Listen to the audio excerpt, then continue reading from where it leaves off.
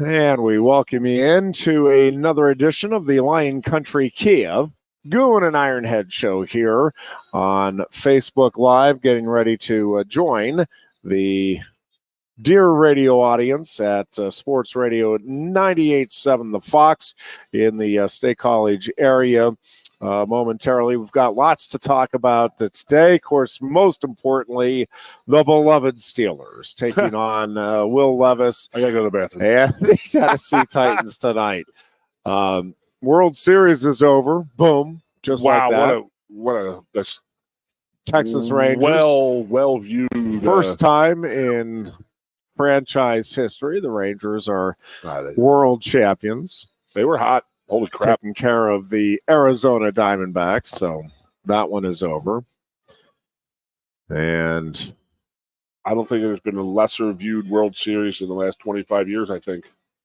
That is possible. Yeah, it was bad. We welcome you into the Lion Country Kia Goon and Ironhead show on Sports Radio 98.7 The Fox, as well as the Facebook Live audience. We are at Quaker Steak and Lube, our home, every Tuesday and Thursday afternoon from 3 to 5 as we talk sports, get ready for the fun sports weekend, and recap things going on in the world of sports over the last couple of days. Yeah, I'm actually there's a lot of things I'm looking forward to, and maybe we'll start here, Goon, because it was we record the final hour of the show you'll hear tomorrow with Keystone Sports Network. Jim Galati and I recorded it earlier today.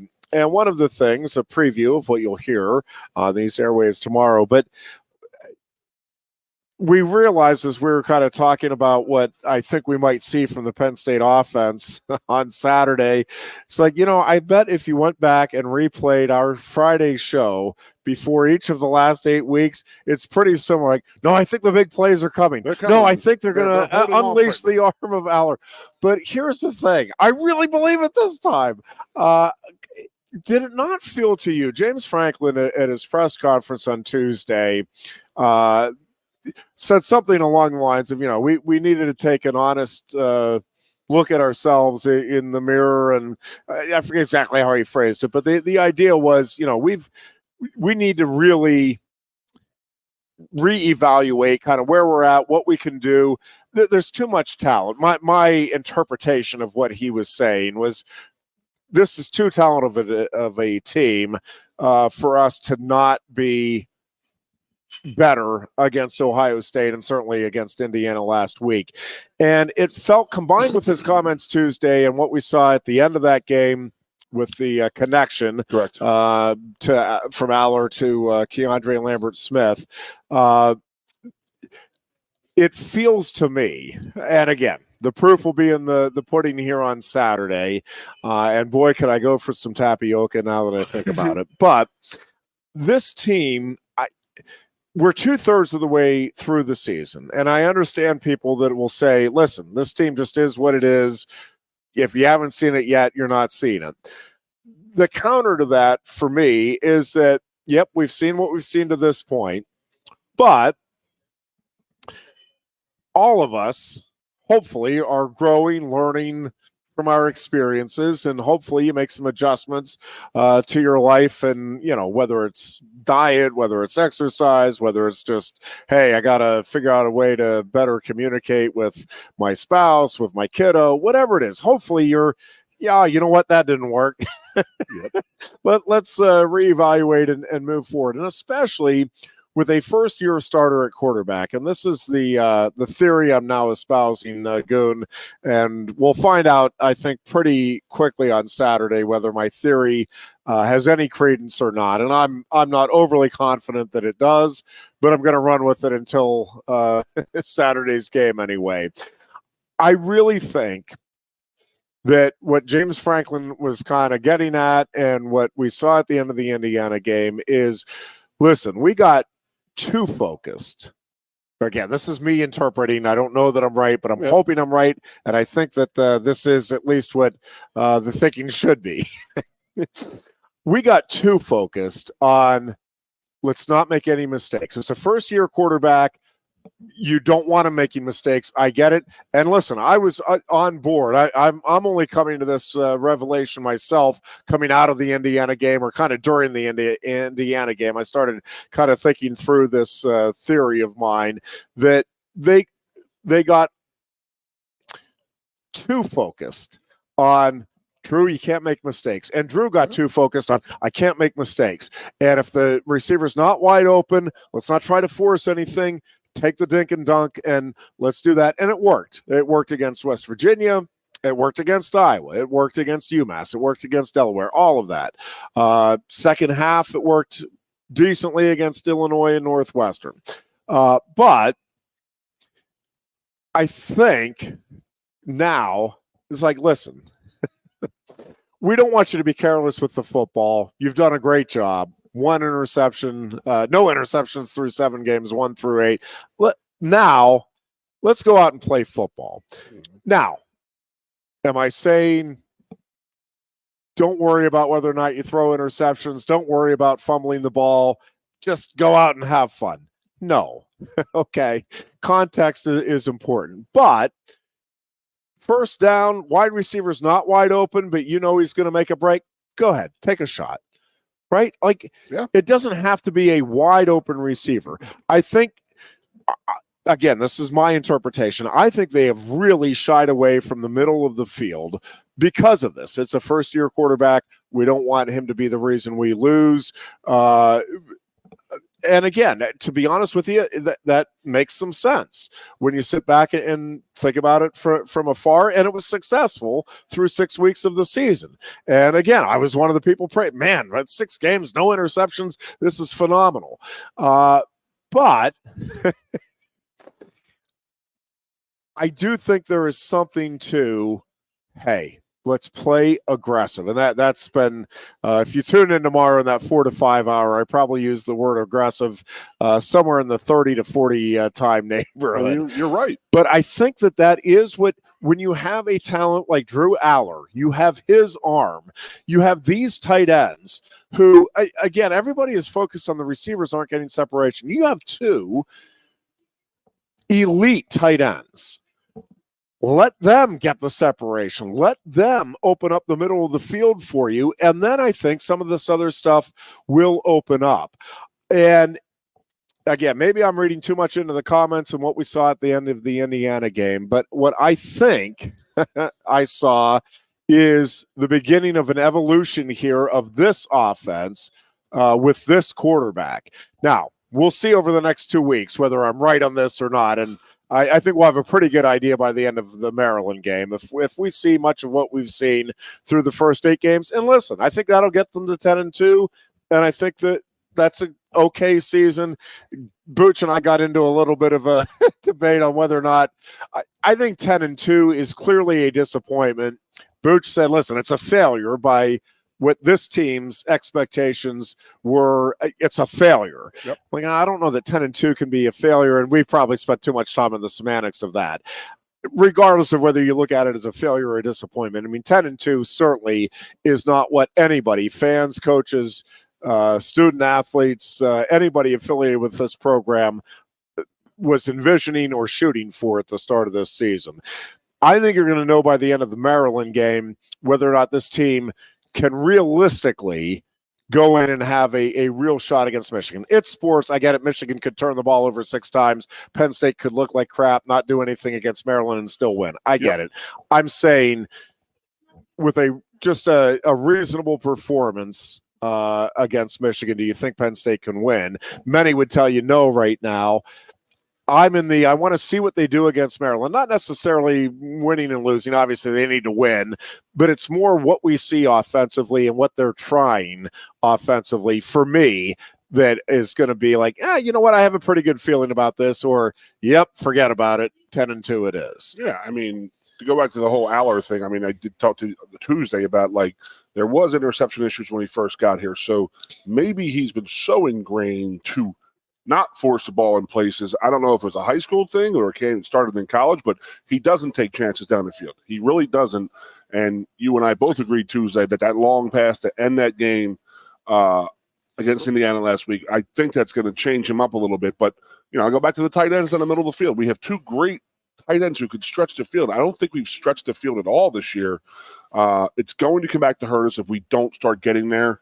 And I don't know if it is a coaching thing or a mental thing with Drew that he just would rather play the safe game, dink and dunk down the field. But if that's what you're going to be, that's fine.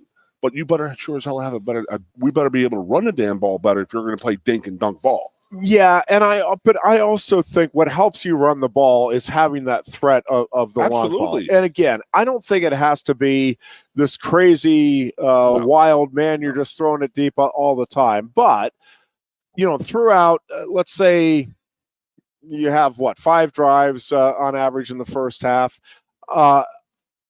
One of those, again, this is just me. I think one of those, that first play, has to be an attempt. Now, again, I'm not saying if you drop back and you have 2 receivers that are going deep and your plan here is, we're taking a shot, and you see they're both bracketed. I'm not saying you just throw it and you don't and you have a wide open running back or tight end over here and you can get 8 yards. Again, I am not saying to go back to kind of the Corey Geiger, James Franklin discussion and confrontation, whatever you want to call it. I'm not saying you just wing it down there no matter what, but take that shot and I think get a tight end down the middle of the field and see if you don't have an opportunity between 3 guys downfield on a first down at the start of a drive to see if you can, 1, connect, and 2, even if not connect, at least keep the defense a little more honest and see if that doesn't help open up the running game. The other thing is, at least on the, if you're in a 2nd and 15 or a 3rd and 10, again, have that option, that possibility of getting, if not the 70-yard connection for a touchdown, at least the 20-yard that gets you the first down, and do some different things with your crossing routes and some misdirection type of stuff. Again, you have an elite quarterback, talent-wise, arm-wise, and I think you have an elite quarterback. Yeah. You have a couple of elite tight ends, and you have a couple of elite running backs. Start catering to those guys. Make your offense around the abilities of these players. Yeah. And where it makes sense, again, take some of these shots downfield. Don't just on 3rd and 10 dump it off and take the 5 yards and we'll play the field position game. And in particular, again, against Ohio State and Michigan, to me, you have got to start getting the defenses on their heels. I think Penn State has too much pretty consistently in the James Franklin era. It's like, just don't make any mistakes. We'll get to the 4th quarter and, find a way instead of, you know what, we're taking it to you. We're going to take this game from you. I think it's a subtle difference. And again, it's not, hey, we're just going to do whatever we want on every play. But I do think rather than, all right, what's the defense giving us? Every now and then, we're taking this. You can give us or not give us whatever. We're taking this. And I just don't think consistently enough in the big games, Penn State has had that mentality. And you have that mentality in the big games if you're doing it consistently in the other games. Yeah. And they just haven't this year. I mean, the one big game we played this year is obviously the Ohio State game. And they played press man on us and said, you know what? You're not going to threaten us down the field. Why are we going to give you a 6-yard cushion? Throw the ball elsewhere. And that's exactly what happened. Our offense was stagnant. We did no shots down the field, and our guys couldn't get open off the line of scrimmage with their defensive back. So the template is there for how to beat us, but then we have to defend against that now, and that is open up the freaking middle of the field. Get them out of that press man coverage. Throw a tight end down the middle of the field. Throw a wheel route to a running back going down the field. I mean, if they want to bracket and take your wide receivers out, that's fine. They're out of the game. Take them out of the game. You took 2 or 3 of their guys out. Now you got to attack the middle of the field, and we have not even attempted that. Again, I go back to the Illinois game late in the second half when we needed a couple of first downs. We got it. We were right down the middle of the field. We threw a couple slants, and boom, we were right there. And then we really haven't even attempted any of that stuff. Our tight end stuff is more like 6 or 7 yard like drag routes type of thing. Like go down the middle of the field, throw the ball down the middle of the field. And again, is it James who is playing conservative offensively? I mean, that there might be something to that. I mean, I played for one of the most conservative coaches in the history of the game. I get it. If you want to play conservative, but you got the horses. You got to unleash them every once in a while. I mean, at least scare the defense, make them learn, make them make a decision of, we got to stop this. We got to press man or get them off the ball, and then if you are going to play press man, you do got to beat them off the line of scrimmage and hit a deep one, and then you really start screwing up these defenses. Yeah. Yep. The other thing I think is Bo Perbola has to get involved in this offense one way or another. I don't know whether it's giving him a series and you just script that out that, hey, the second or the third series of the game, Drew, you are our starter. You're the quarterback. Yeah. That's not an issue. But we need to give this different look. We need to take advantage of the skill set we have. And this is another area where I think James Franklin is being too conservative. And, he made the comment after the Ohio State game about, one of the reasons he didn't put Perbola in is he didn't think it would be good for the locker room, which I interpret to mean that he doesn't want Perbola to go out there and have success and have some guys in the locker room saying, hey, the offense is operating better under Perbola. I just think when you're in these big games, right? Like your job is to find a way to win, worry about people's feelings in the locker room. And I don't know, from everything you've told me and everything I'm seeing from afar, but when you talk to the players, I don't think this locker room is going to pull apart because Bo Perbola went in there and made some plays to beat Ohio State, right? Like I just don't think that's the case. We were always complaining that we wanted Aller get a series or two, and now we're like, hey, can we get a series or two for Perbola in there? It would be fantastic. Well, and why not? But it's not happening. He just brings such a different dynamic, and I think would help open up the running game. Yes. Because again, you can't when he's in there, unlike Aller. I mean, Aller, and I know Franklin talked at the press conference on Tuesday too about probably we need to have Aller run some on those option reads, and yes, obviously that is the case. But you're in a rut. Why not try it? And Perbola is just one of those guys. And again, it gives Aller a chance then to talk things over on the sideline. And hopefully, I mean, he has a couple of good series, and you're like, hey, man, you're doing this great, and we're gonna add this next time you're out there. Yeah. But if he struggles on those first couple series, again, gives him a chance. Hey, let's we'll watch a little bit of what Perbola is doing, what they're giving you, but let's go look at some of the plays, and this is where we think we could have beaten them. And they do it at every other position, and I understand quarterback is different. That's the leader of your offense and all of it.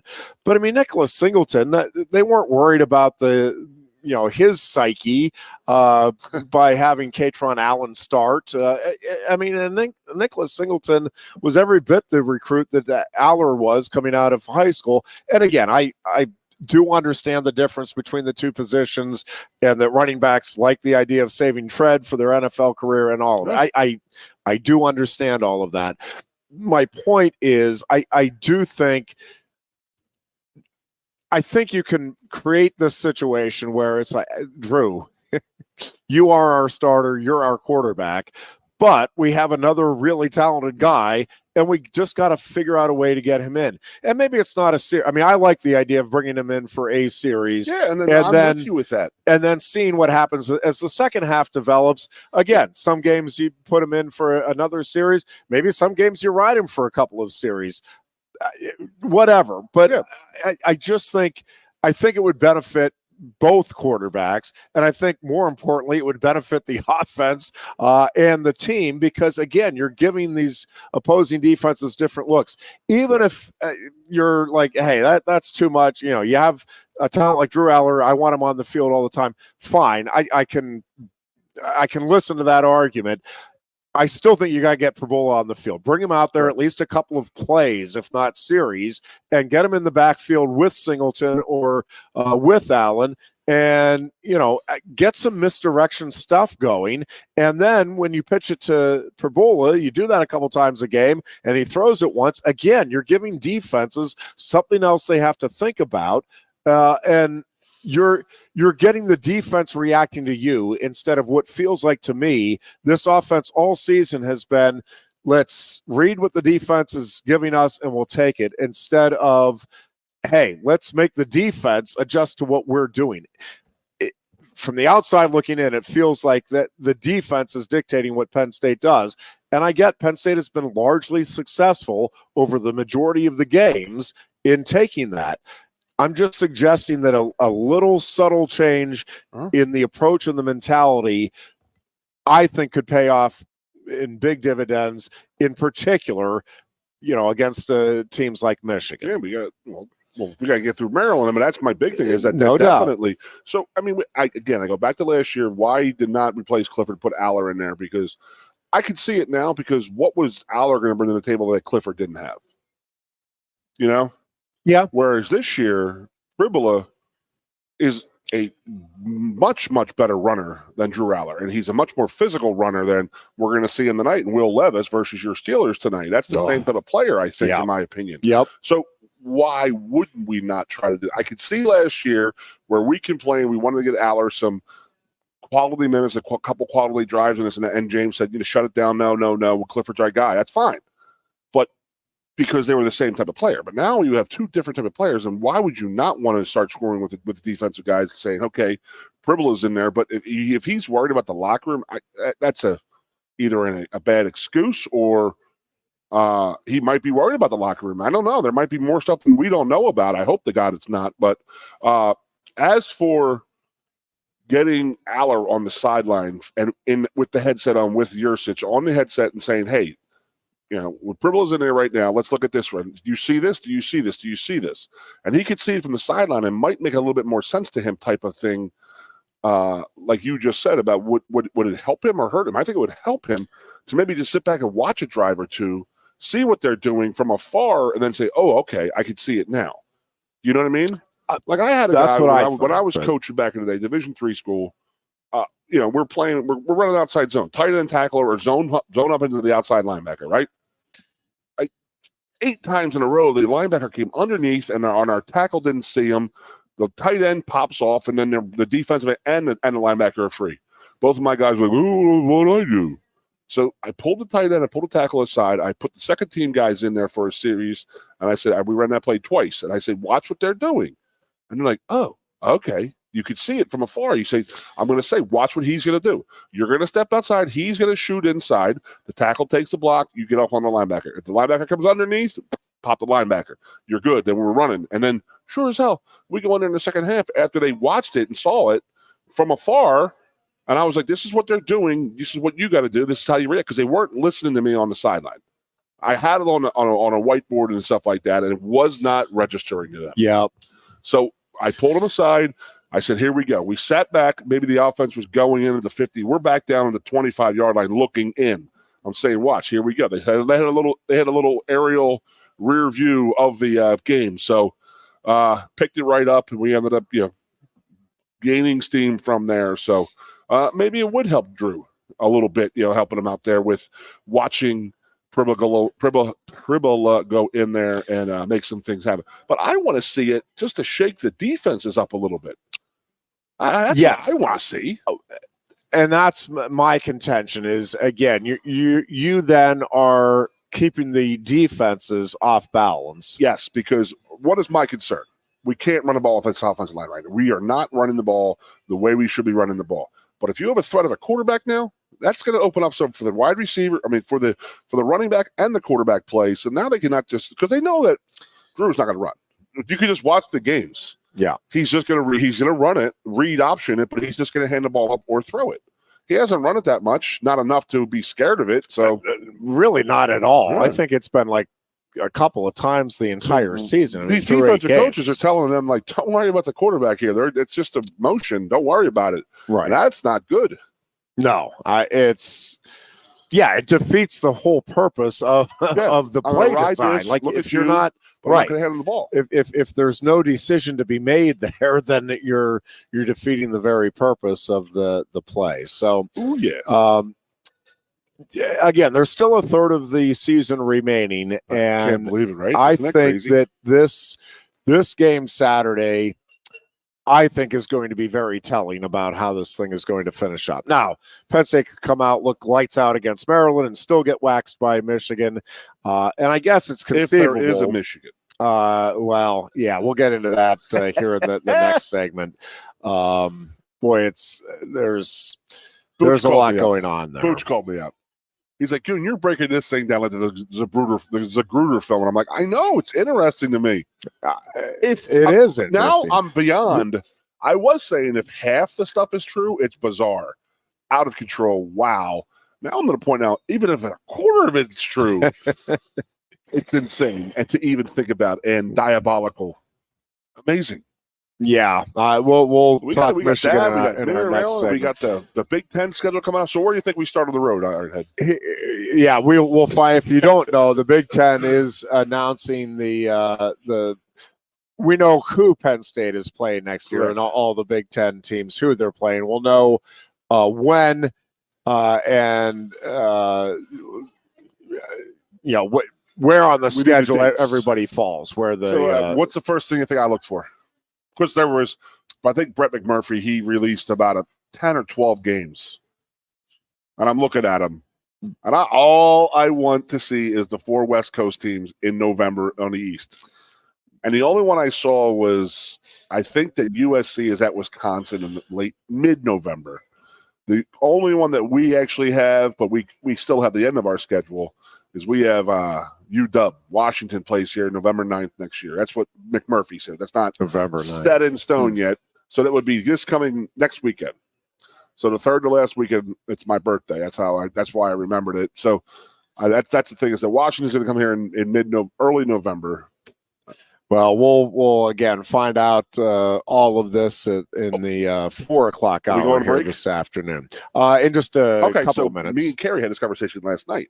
Have you looked at the 12 bowl, the 12 for next year, the playoff the playoffs for the 12 teams? I did not actually sit down and look at Me and Carrie were sitting there, and Carrie was like, she asked me an honest question, and I was like, dude, I don't know the answer.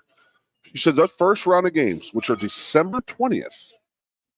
So we're going to play. They're still having the Big Ten title games, SEC title games, all the title games. Yeah. Because I thought they would get rid of them, but they're not going to do that. So, and that was the reason for my butt dial last night, because I was like, do we have a game? Do we have because we said how they're going to do the Big Ten title game. We didn't know. And I was like, maybe they're not having one now, but it's not true. They are having the games. So that's December, first week of December. Bye week, December 20th of next year, of 2024, there'll be the 4 home games. December 20th. I'm not talking about November on the East Coast. Yeah. So you're talking about some of these Southern and West Coast teams having to come to East December 20th. Oh. And then Carrie asked me, okay, we have the first 4 are buys. The first 4 that lose on December 20th. Now, are they eligible to go to other bowl games? I don't know. It's like a bizarre situation to me. I know that the Fiesta, the Rose, and the big bowls, they are part of the playoff. But like the Pool and Weed Whacker Bowl, the Detroit Little Caesars that's Bowl. A good question. I don't think it's so. Like, say Oklahoma plays Penn State next year. We beat Oklahoma on December 20th. Does Oklahoma's season end right then and there on December 20th? I think that is the case. Wow. We'll double check and verify that. But there's a lot of checking that's got to go on there. Yeah, but I think you're either a playoff team or another bowl team. Well, I told her, I said, you're both. Financially, if you make the playoff, you're going to be fine. So it's not really. But she said, like, she was talking as an alumni association member, part of the works for the alumni association when they travel to bowl games. So when do our people set bowl games up? Where do you set the bowl games up? It's really very bizarre, the whole thing.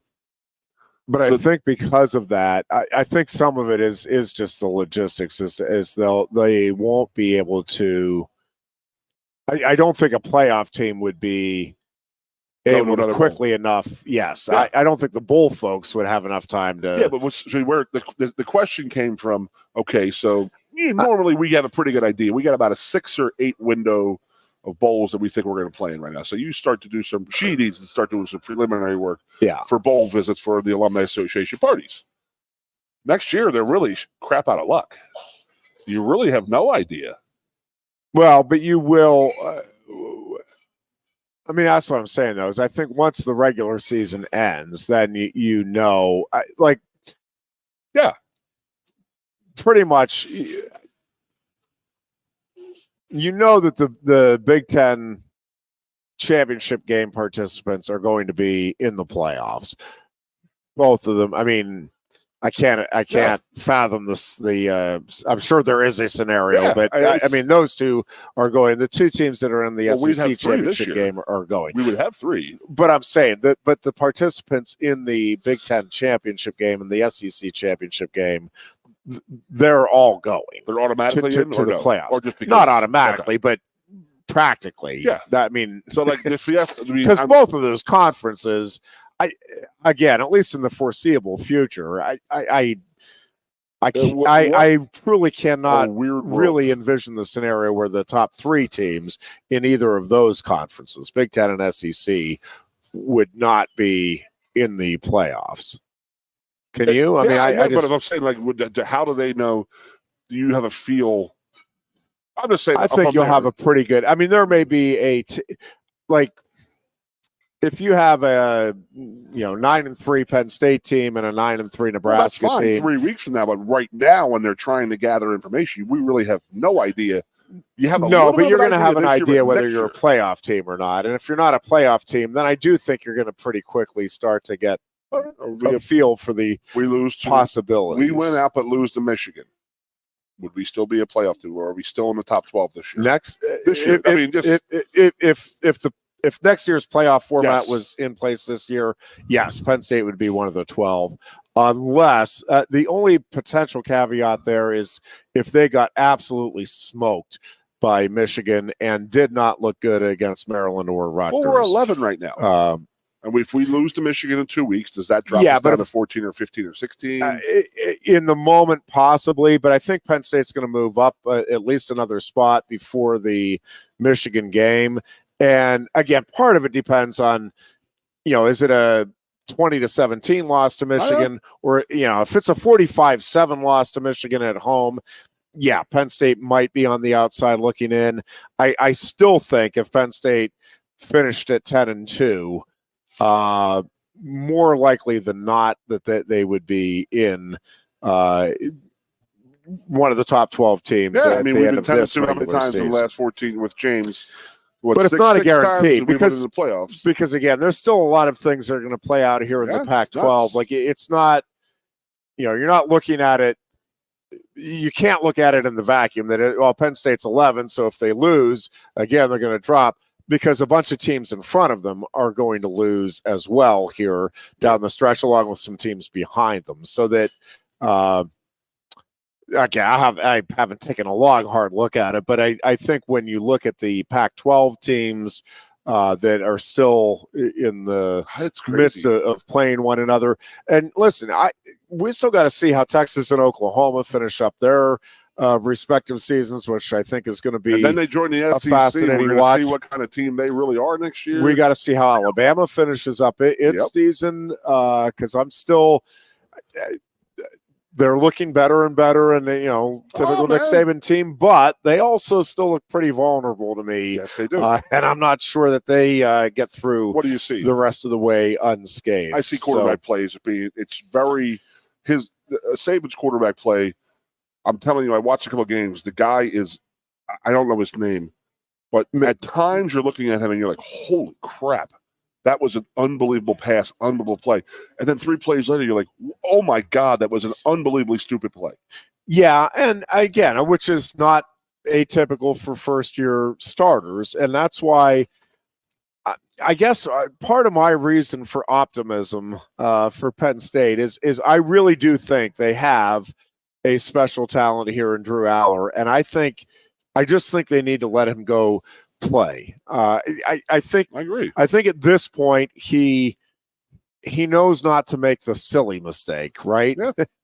But I think you've got to now trust him that, hey, maybe every now and then you're going to make a mistake, but maybe more often than that, you're going to create something where it doesn't look like there's a real good possibility of something. I just think we're at that point now of this season, of his career, of this offensive, hopefully evolution and maturation process that just has to be the next component here is that, yep, let's see if Drew Aller can go win us a game. And maybe in the process he loses you one. Maybe he throws a couple picks against Michigan and we're sitting here and, oh, my gosh, what were we thinking? I think you're better off doing that than you are. Let's just keep trying to dink and dunk and do the same thing that we've had relative success with, but we saw it didn't work against Ohio State. And I think this Michigan team I think is a better overall team than Ohio State. And that doesn't mean Ohio State couldn't beat Michigan and all of that. I just think I think Michigan knows exactly who it is right now on the field, and I think they know how to execute who they are as well or better than anybody in the country. We shall see soon enough, sir.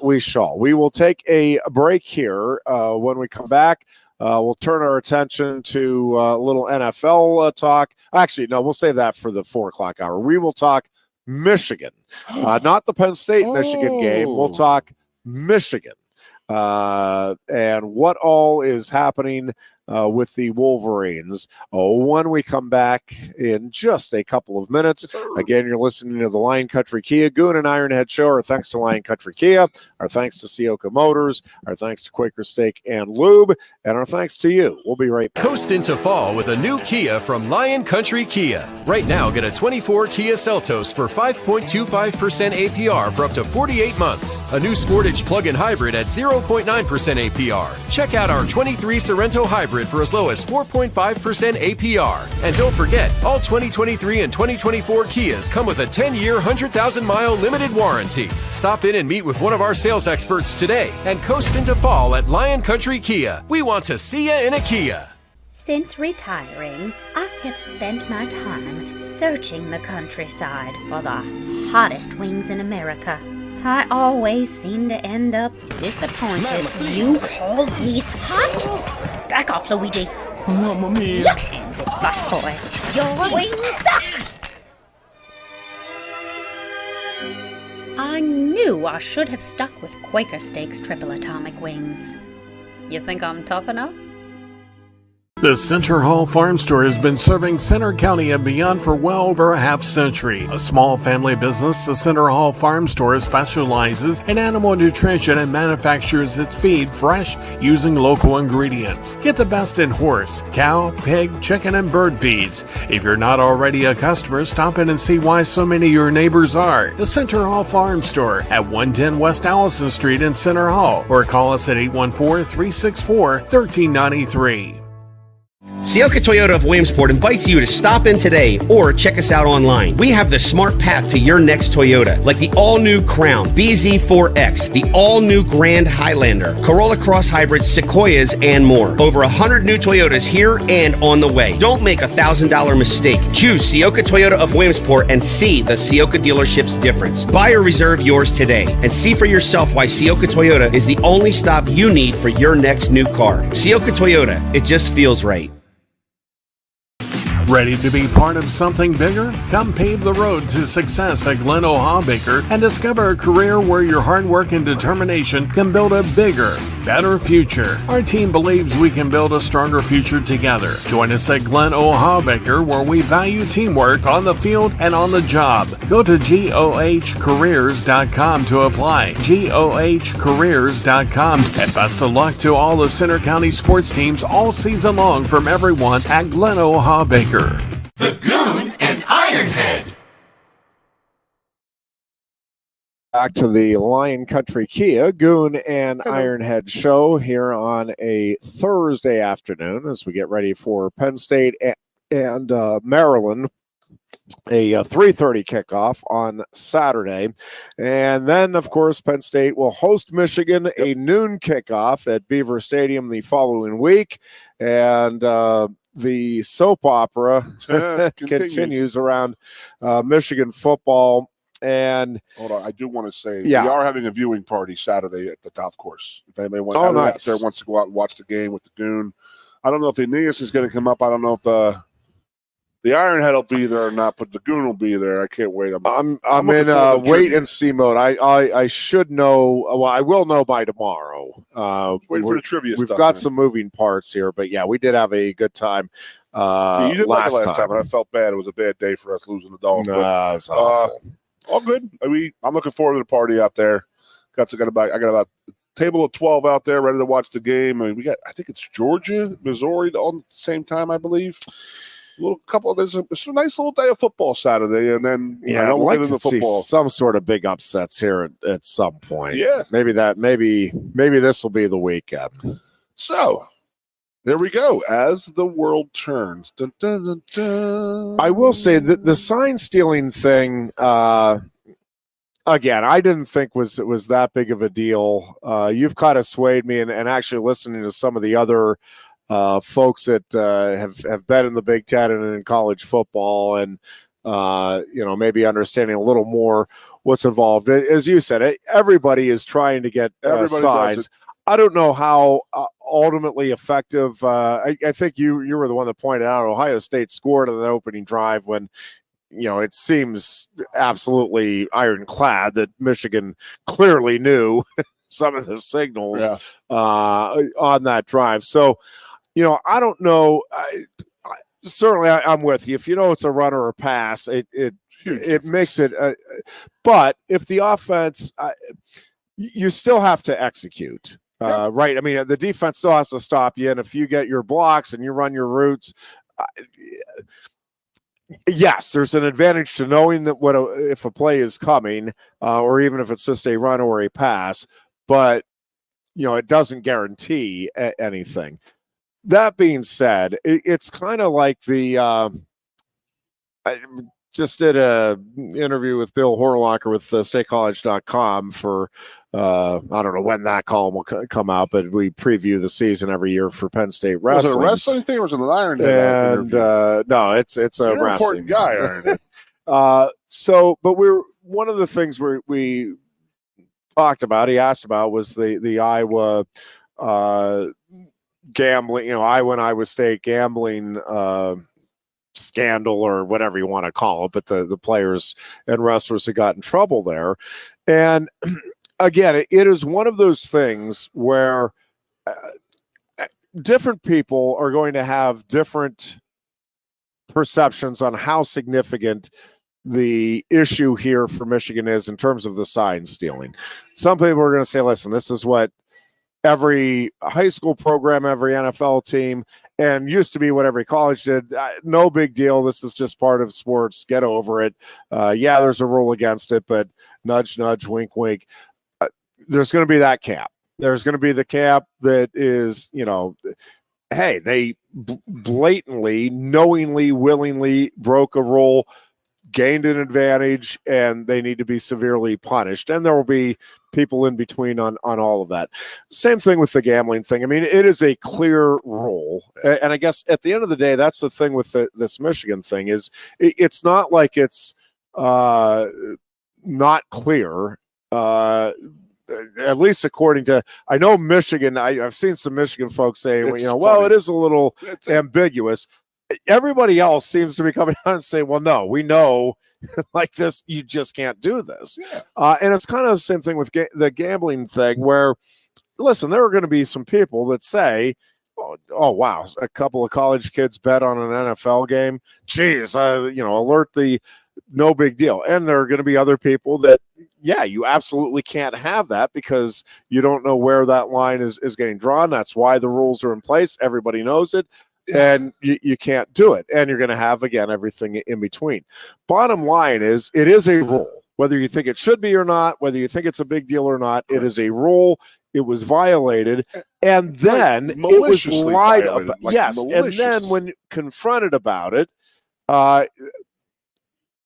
for the second time in less than 5 months here, you have the coach lying I didn't know what was clearly going on. about the knowledge of it. And it's just, again, there is, I think it is impossible to construct a scenario where what we saw happening on the sidelines in that Michigan-Ohio State game was going on, and the head coach is just oblivious. What?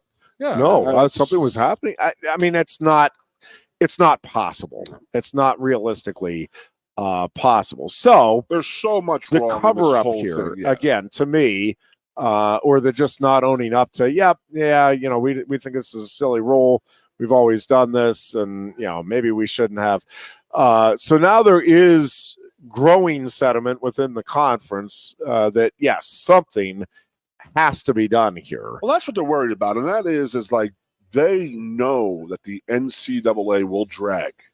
They know. I mean, everybody knows it. The You Big and I Ten, know. you're saying knows. Well, the Big Ten coaches and the Big Ten presidents and the athletic directors. Yeah. I mean, and they're sitting there saying, if it's ironclad evidence that this is happening, why are we not doing something right now? Why let them compete? Why let them possibly win a national title? And then 16 months from now, when the investigation comes back and Jim Harbaugh is coaching the Chicago Bears or the Las Vegas Raiders, and they're going to say, nope, it's gone.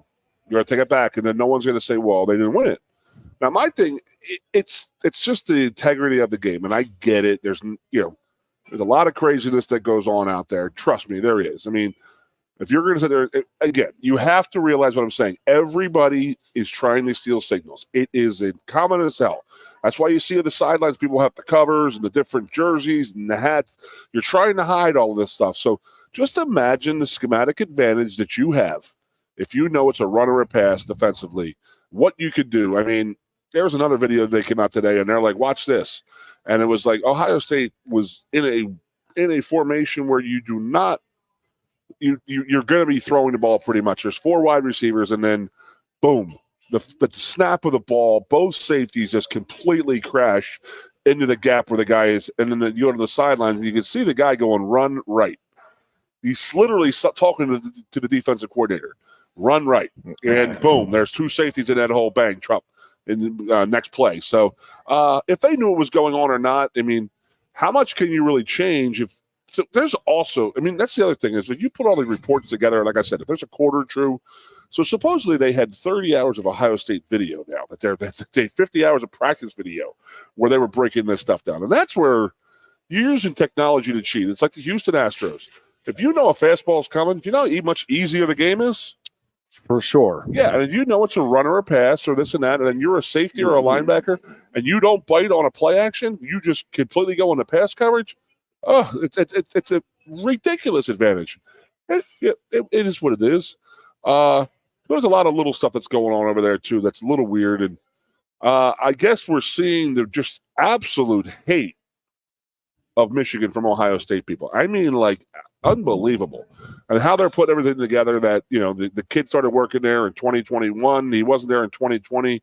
Harbaugh pulled his team off the field for the last 4 games of the year because of COVID. They weren't allowed to have people in the stands. Did he take a contract extension? No. They were going to fire him. He said, I'll take half my pay. And then all of a sudden they come out there and they're playing for college football playoffs. I mean, the turnover is just insane how fast it happened. But yes, they do have great players. Do they need to do it? That is the other question. Did they need to do it? And the answer is no. You have top 5 recruiting classes every year. You have great coaches. Coach them up, and if they weren't comfortable enough in their coaching, maybe. I don't know. I don't know. But if it's true, the systemic, whatever, using technology to go on other people's sidelines and view and tape and this and that, and if people can sit there and say that they're okay with that and everybody does it, no. Not everybody goes to Penn State or to Ohio State and films the sidelines just for their. No one does that. It's just odd to me. It's crazy to me, and it's unfair. It's an unfair advantage. And I said it the other day. It's like a team full of guys who were like the whole team is on steroids, and it's Penn State's paying for the steroids. Everybody's on the team is juicing up. Guess what? You're going to be bigger, faster, stronger than everybody else out there. That is an unfair advantage. You're cheating. There is no difference in what they're doing if it is found to be true. Now, with the people complaining to the Big Ten has the ability to drop the hammer right now and make something out of this rather than waiting for the NCAA to come in. And that's the thing. It's like everybody's just sitting there. It's like, you're wrong. The evidence is there that you did it. They're going to sit there and say, no, we didn't. And they're going to play the long game because the long game works for them. It is going to be fascinating to see what happens. There is certainly a sentiment within the Big Ten and really within college football that, Michigan needs to be punished. I don't know to what degree it's completely the program unprecedented. needs to be punished or exactly what that looks like. But how can Central Michigan not come out? Jim McElwain cannot come out and say, that's Bobby, the trainer's son. Yes. I don't understand how that can happen. And if it was the Stallion, how do they say it? Is his name Stallion? Stallions, yeah. Okay. He coached with McElwain at Michigan. Okay. You either knew the guy or not. I mean, it made McElwain look pretty bad too. Yeah. And the funniest comment I saw yesterday was, holy crap, Harbaugh's going to bring down 2 programs. The second funniest comment was, Big Ten releases schedule at 4:00. Stallion's travel. His travel calendar is set at 4:15. Oh man. Yep. All right, do you think something comes of it today or within the next week or two? I do. I do think something does come from it. I don't know what the something is. Yeah, I just don't have a good enough feel for, like, I don't know if we're looking at the possibility of, like you said, like Michigan's just out of the picture all of a sudden this year. That seems to me overly harsh on one hand. On the other, again, this is the second time in 5 months that you've had a coach, same coach, I think, flat out lie to the media, but more importantly to NCAA investigators. I guess we don't know that for sure in this case. I don't know. Maybe he's telling the media one thing. You guys are ineligible to go to the Big Ten title. You can't go to the Big Ten. You can't go to the title game, or you can't go to the playoff. Okay, but what if a year and a half from now, after an investigation, it comes in that it was this not guy really just happening? he did go out all on his own. He was rogue. But I think the NCAA incorporated some like RICO type statutes, like getting the mafia. Like, I think that if it's in your program, the head coach has to know. And I think that's what happened to Fitz. Well, you know what I mean? And again, in this particular case, I am not. I know everybody likes to think that the coaches know everything that's going on in their program. I just don't. Again, you're talking about over 100 young men, college-age men, that they're responsible for, along with the staff. Now, again, do I think that the tone you set largely dictates whether the players and coaches under you believe they can or should do certain things? Yes, but I think we have had. I hate the term bad apples, but I mean, you can have a bad apple within your staff that, you genuinely, I do think that happens where it's like, hey, we absolutely cannot do this. It's not how we do it here, just so everybody's clear. And then Coach X goes out and does exactly what you just got done being told, and is against the rules. But this is I know I can get this kid by slipping him money, whatever it may be. I mean, so yes, do I think that happens? Yes. Do I think it is much less likely if you're a coach who is keeping close tabs on your program and is generally aware? I will say, having been around a good number of head coaches at the high school and college level and just talking with them over the years, I do think most of them have a really good sense. Like every now and then it's like, I worry about this guy. Like I'm kind of trying to keep an extra, like if you are truly in charge of your program and doing the things you should be doing, again, you might not know for sure, but over time, you're going to get a pretty good inkling in most cases that, yeah, something's not right. This player is showing up late. This player, I'm hearing more and more rumors about him being out late. Coaches are able to get hold of that stuff over time. Now, might they know whether or not, hey, 10 of our stars were at this party last Thursday night? You might not know that, okay? But if a guy is consistently a problem, even if he's not getting in trouble with the law. It gets back to you if you have your hands on the program, if you have good coaches who are keeping tabs on their players. Again, you do. This stuff. It gets back to you one way or another. Now, again, I don't think coaches know everything that's going on at all times, and I do think you have the occasional issue that comes up that, yep, the coach actually, honest to God, didn't know about it. This person was really good at being discreet, knew that they shouldn't be doing it, and felt like they could get away with it, right? Like that. I do think that happens from time to time. This particular case, there is no way Jim Harbaugh didn't know this was happening. Why? There is just no way. What did I say Tuesday? I said, why is there a guy next to the DC when they're on defense, and why is he the same guy next to the OC when they have the ball? It's just, that's it. I mean, that to me is that's what's all I needed to see, is that this guy who is a Marine guy, went to the Naval Academy, he's a covert type of guy, and they're saying he made $55,000 a year as a Michigan employee and whatever. Okay, that's fine. And they're going to say that he was spending $15,000 to $20,000 out of his pocket to go pay other people to go tape games. Get the hell out of here! Come on, man. Come on. I was born at night; it wasn't last night. But I mean, again, why do you need to do it? Why do you need to go scout Michigan State? I mean, there is rumors out there that there was people on the staff at Central Michigan who wanted to beat Michigan State, so they called in this guy to help them. He was telling them? Was he talking to guys and saying, "Hey, to Central Michigan guys"? I don't know. Yeah. Again, it's mind-boggling. Again, if a quarter of the stuff that's coming out, if it's true, it's like, whoa, wow, holy crap. And if people can sit there and say that everybody does it, I mean, you got me then, because I have no idea that would be going to that extent. To that extent, yes, I will flat out say on game day, even as a backup lineman, you'd be sitting there looking across the field trying to get anything to help. Yeah. Tell.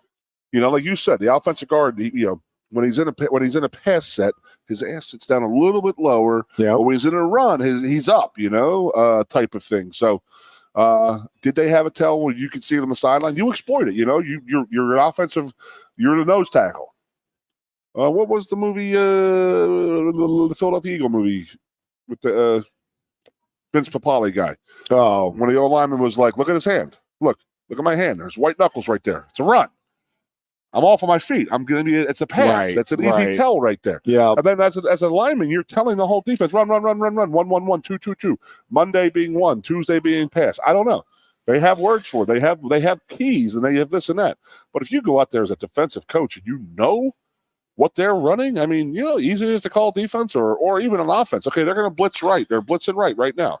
I mean, Brian Dawkins accused the when the Eagles lost to the Patriots in 2005, the 2006 Super Bowl, he said it after the game. He goes, I don't know. We blitzed right, they screened left. We screened left, or we blitzed left, they screened right. It was like they knew what we were doing at all times. And then it comes out 2 years later, they were filming. Yeah, they were filming practices, but they were filming before the games. And I mean, same thing. That's cheating. Yes. And I don't understand how people can be like, oh, I mean, obviously Michigan people are quantifying it, saying, oh, it's okay, everybody does it, it's just crazy, and they're just defending their programs and all that. But again, like I said, if true, the hammer needs to come down. It really does, because it's not fair. It's cheating, and that's I'm not a fan of cheating at all. I've told you a million times. It just drives you absolutely crazy. But if they were doing that, it's like, one, why are you doing it? you're good enough. It's just that little extra. I don't know what it was. I don't know why they would do it. Why does a rich person steal? They just need that edge. I don't know what it is. Yeah, I think it is. I mean, I don't know, but it feels like this might be one of those things too, where, hey, let's see if we can get away with this. Oh, we got away with it, and then it's just like it becomes a habit, right? Like it's.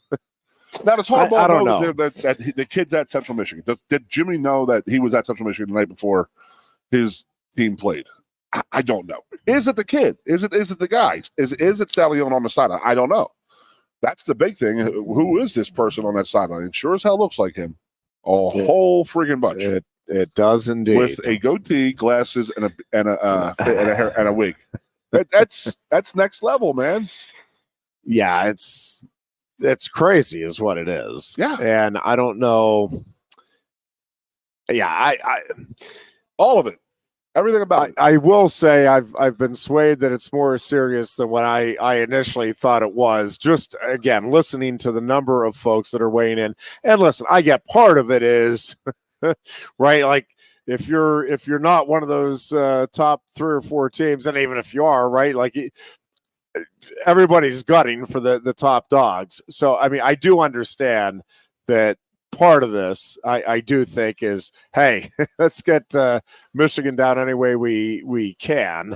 And that's what they're sitting there saying. Oh, but well, it is like all this stuff up. 90% plus of college coaches in that athletic survey or poll or whatever said, yeah, something's got to be done fair. here with Michigan. That is advantage, something that has to be punished. Correct. And has to. Let's see where we open up on the road next year, Ironhead. Come on, you know it's coming. We're going to take a break here. The Big Ten is releasing the schedule again. Penn State and all of the conference teams know who they are playing next year, and whether it's home or away. But we'll get the actual schedule and the dates of the games here as we continue. When we come back, I also want to talk Bob Knight, of course, died yesterday. And obviously Big Ten Network has devoted a lot of time today to it, as has ESPN and a lot of other news and sports outlets. Do want to talk a little bit about Bob Knight and his legacy as we continue. We'll be back in just a couple of minutes. You're listening to the Goon and Ironhead Show. We are at Quaker Steak and Lube, a wonderful place to be if you are a sports fan. Come on down and watch the college football, NFL action, NHL, NBA, all of the sports action is available on the TVs down here. You can enjoy great food, great beverages, great service, all here at Quaker Steak and Lube. You're listening to the Goon and Ironhead Show on Sports Radio 98.7 The Fox. That's WFXS, Pleasant Gap. Stay calling. Coast into fall with a new Kia from Lion Country Kia. Right now, get a 24 Kia Seltos for 5.25% APR for up to 48 months. A new Sportage plug-in hybrid at 0.9% APR. Check out our 23 Sorrento hybrid for as low as 4.5% APR. And don't forget, all 2023 and 2024 Kias come with a 10-year, 100,000-mile limited warranty. Stop in and meet with one of our sales experts today and coast into fall at Lion Country Kia. We want to see you in a Kia. Since retiring, I have spent my time searching the countryside for the hottest wings in America. I always seem to end up disappointed. You call these hot? Back off, Luigi. Mamma mia. You hands it, busboy. Your wings suck! I knew I should have stuck with Quaker Steak's triple atomic wings. You think I'm tough enough? The Center Hall Farm Store has been serving Center County and beyond for well over a half century. A small family business, the Center Hall Farm Store specializes in animal nutrition and manufactures its feed fresh using local ingredients. Get the best in horse, cow, pig, chicken, and bird feeds. If you're not already a customer, stop in and see why so many of your neighbors are. The Center Hall Farm Store at 110 West Allison Street in Center Hall, or call us at 814-364-1393.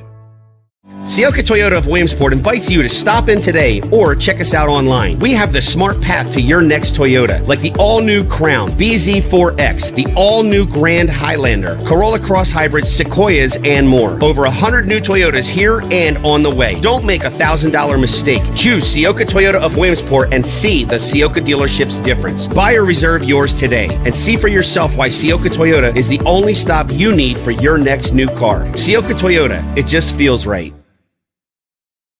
Ready to be part of something bigger? Come pave the road to success at Glen Baker and discover a career where your hard work and determination can build a bigger, better future. Our team believes we can build a stronger future together. Join us at Glen Baker, where we value teamwork on the field and on the job. Go to GOHcareers.com to apply. GOHcareers.com. And best of luck to all the Center County sports teams all season long from everyone at Glen Baker.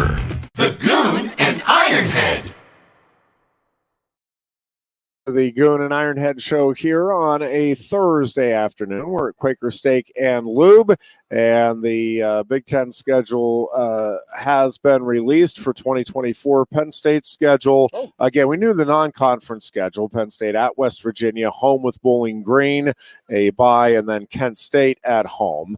The Nittany Lions schedule in the Big Ten is as follows. And yes, ladies and gentlemen, they are going to have to redo the schedule. This is obviously an error. Goon, we've got to get a hold of the Big Ten offices. Something has happened terribly wrong here. No way.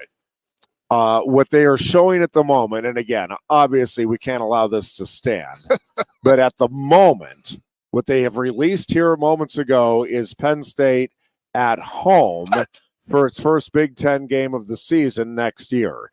That simply cannot stand. The Big Ten has a standing practice where the Nittany Lions open on the road, and somebody is going to catch bloody hell for this in the Big Ten offices. Can I guess? Because not only does Penn State open at home, their first two games in conference play next year are at Beaver Stadium. And in fact, after Penn State opens its season at West Virginia next year, they'll travel to Morgantown for an August 31st game. The Nittany Lions will not be back on the road until October 12th. So they will go well over a month without ever having a game outside of Beaver Stadium. Is there a bye week in there? Bowling Green home, bye week, Kent State home, Illinois home, UCLA home, and then a trip to USC. Ooh. So the rest my of liver just kicked. The rest of the schedule is this. So a bye week on the 19th after the USC game and before the trip to Wisconsin. So you go 4 straight home games with a bye week in there, but 4 straight home.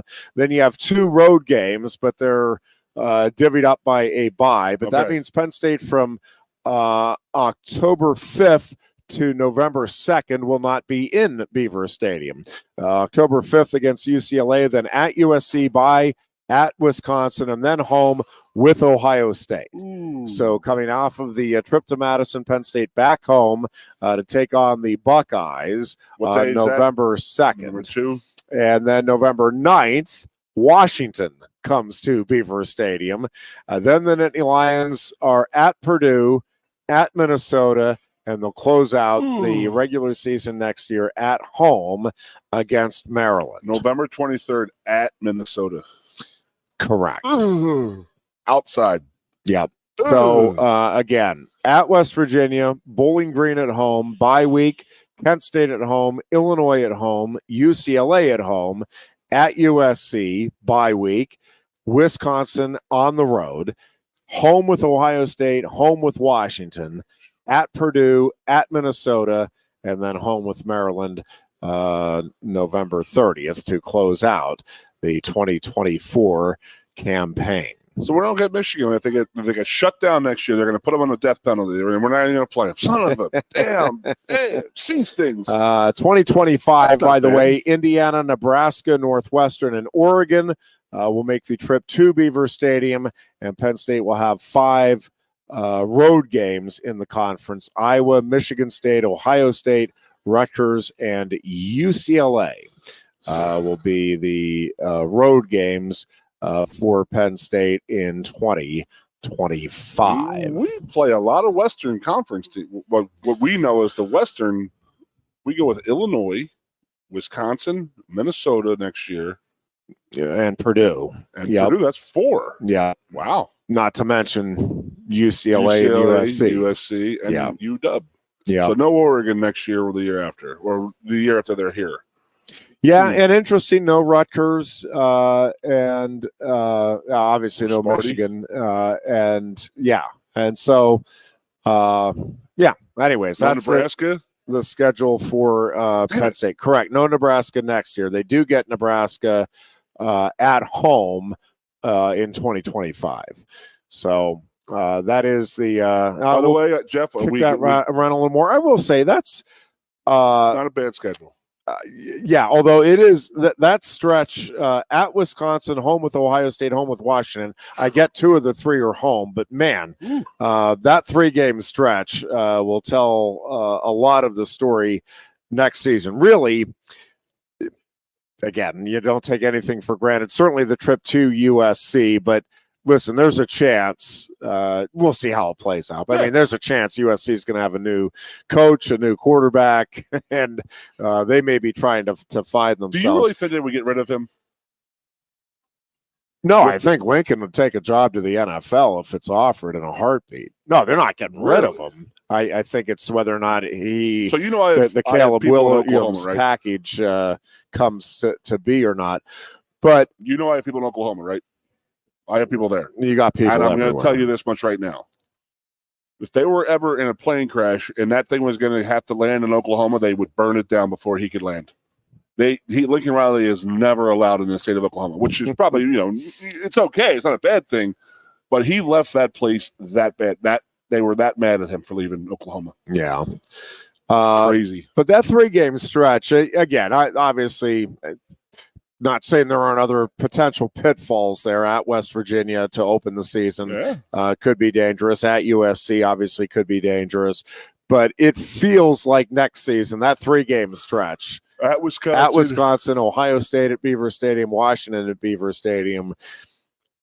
That feels like your season next year. You go 3-0, you're going to be playing for sure in the playoffs. You go 2-1, you're probably in the playoffs.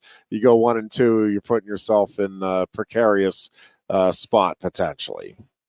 That's what it feels like at first blush anyway. That 3-game stretch, October 26th, November 2nd, November 9th at Wisconsin, Ohio State, Washington, in that order at Beaver Stadium. Bob Knight, and then we will get to some NFL talk. Bob Knight passing away, age of 84 yesterday. Certainly one of the biggest figures in college sports in my childhood. Again, I came of age in the late 70s and then through the 80s. And Bob Knight in Indiana, of course, he's coached the last undefeated team in Division I college men's basketball, and 3 national titles. Obviously the temper and some of the comments and issues that he had at Indiana. I do think and listen, I don't have any vested interest, and I really don't have. I respect Bob Knight for what he did as a coach. Yeah, I think he certainly had some shortcomings. We talked about this on our morning show a little bit. We're all human, and to varying degrees, we're all going to do, hopefully, some good in our life. Most of us will do some good. And yes, most of us are going to make some mistakes and do some things that we regret and wish we had back. Did you ever work with him? And again, to varying degrees. I didn't work with him. I covered him. Yes, we did. I didn't do a one-on-one interview with him, I don't think, ever, but was there for the post-game press conferences when they played Penn State throughout his tenure. And one of the interesting footnotes, again, I was glad that he reconciled from afar. didn't really have any impact one way or the other on me or my life. But it's just one of those things. Bob Knight and Indiana basketball go together. I mean, it's, Woody Hayes in Ohio State, Joe Paterno in Penn State. I mean, there's just coaches and schools that go together, and the legacies were established. Those schools acknowledge their coach. And Bob Knight finally was able to reconcile with Indiana. I do think that is a big deal.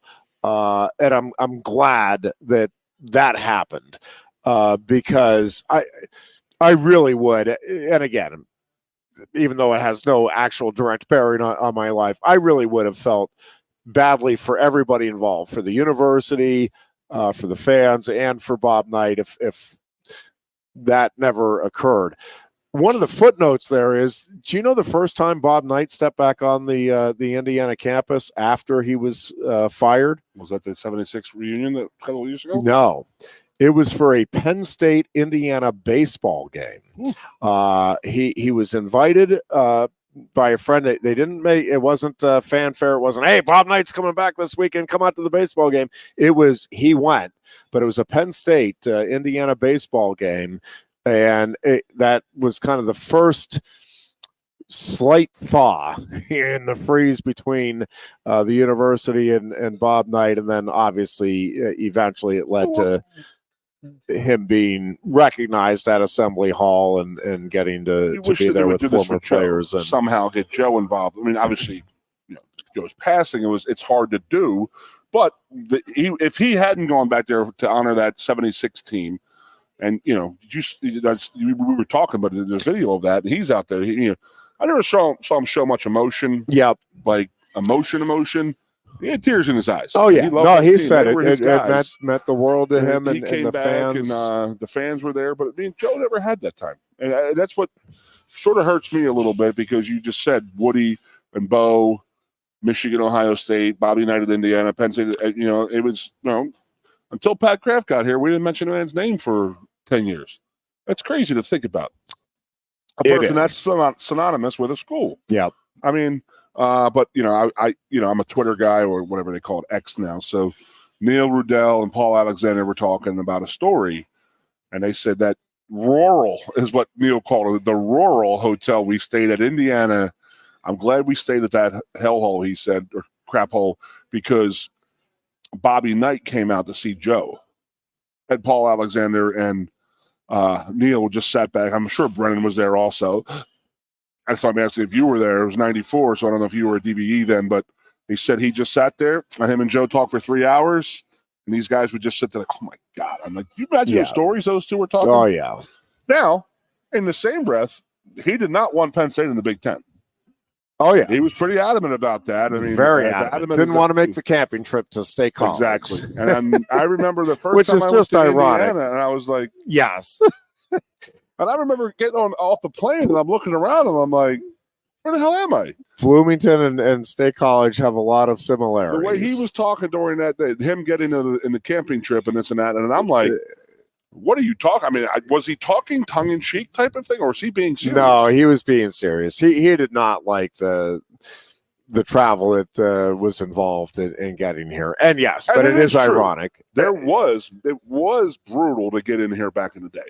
No question. I mean, before we had the State College Regional Airport that we have now. Nice segue. There's our next sponsor right there. If you're not aware, State University Park Airport, which is had been the official name of the airport here with the initials SCE forever. Yes, it is now State College Regional Airport. You know, I did not know, Jeff.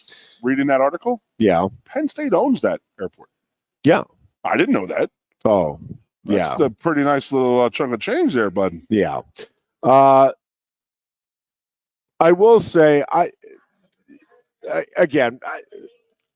all of the good and all of the bad is part of the legacy of Bob Knight. And there were certainly some bad things there and some things that, I suspect he wishes he had back. And there are some things that I think got blown up to be more than I think they actually were and all of that.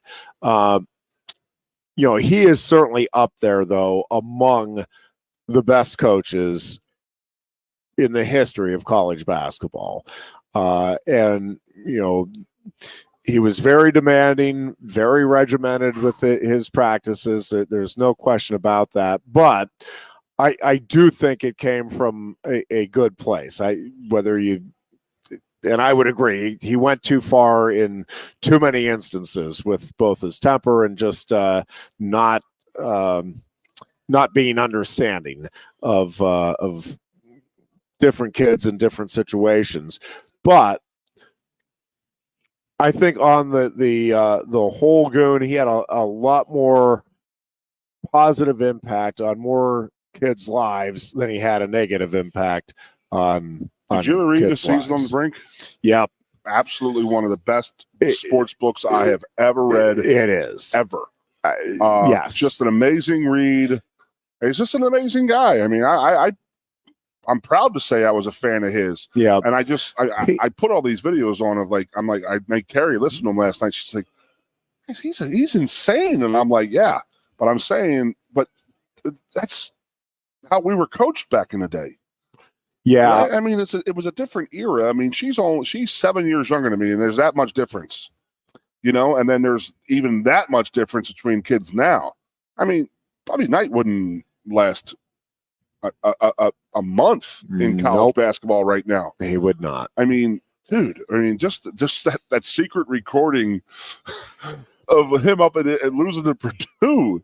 It's one of the most unbelievable things I think I've ever heard. You just hear him just work himself into a frenzy and just absolutely explode.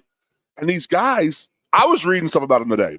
And one of the things that scared the living hell out of me is that he, when we went to a practice, and wrestling might be the same way, the practice is on the board. This is what we're going to do, 3 to 3:15, 3:16 to 3:34, 3:37 to here. We're going to go to this drill, this drill. He let nobody know. Not even his assistants hadn't any idea, because he said that they could pace themselves to, for the end of practice of work conditioning, they could pace themselves to that. And he goes, I want them going hard every second of a practice. And you're like, holy crap. That's a major thing. That's next level thinking type of stuff. Yeah. Yeah, but his attitude I played high school basketball for Marty Jackson. He was up here actually 2 weeks ago. I saw him. He was a tyrant. Very, very similar guy. Yeller, screamer, tossing, just getting physical with you and this and that. But I'll tell you what, when push came to shove, if you ever needed anything in your life, anything, that man loved you to death. Yeah. He loved you, and you were on his team. It was tough love. And the old man was the same way. Yeah. I mean, the old man didn't have the F word. The old man would not curse, but he rode you pretty damn hard, and he knew who he could hammer on a little bit and show up the team a little. He knew guys that couldn't handle it, and he wouldn't do it. He knew guys like myself who grew up with my mother and played for Marty Jackson in high school, so he understood that I could take a good lashing and not be upset about it, where other guys couldn't do it. So he would use me as an example sometimes, and it always seems like he had a bunch of guys like that. Yeah. Well, and I think most coaches in those days had that, right? Like it's where you was it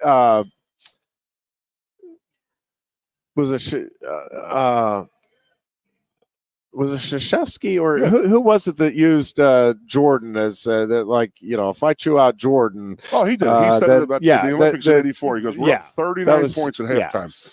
And he got in there and he started yelling at Michael Jordan, saying, the next screen you set will be the first screen you set, Jordan. Right. And everybody's sitting there going, oh my God, he's going to yell at Jordan. What the hell's he going to say to me? But I mean, but I do think that's, again, it was just kind of part of the style. And, I do think the one thing that I do think is still consistent with coaching is you need to know your team. Yep. You need to know how to hit the right buttons to get the most and out of it. And he knew he could challenge Michael Jordan. I think he had actually talked to him about it. It was great that those two had that kind of love for each other. Yeah.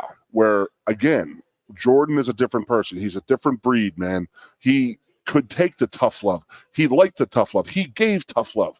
This guys nowadays, are you serious? You're going to think you're going to yell at LeBron?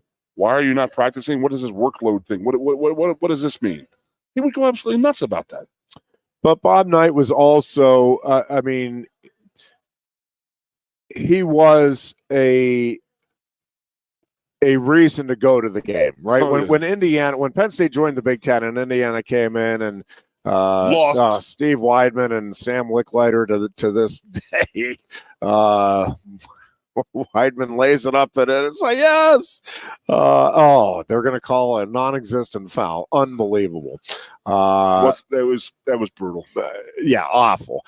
I will say Bob Knight handled that post-game press conference very well. Now you say, well, I'd handle it well too if I got a win handed to me, but he really did. I mean, he was effusive in his praise of Penn State and acknowledged that they probably deserved to win, and they were very fortunate. They weren't going to give I forget exactly how he put it, but it was very similar to, listen, we're not going to give the win back.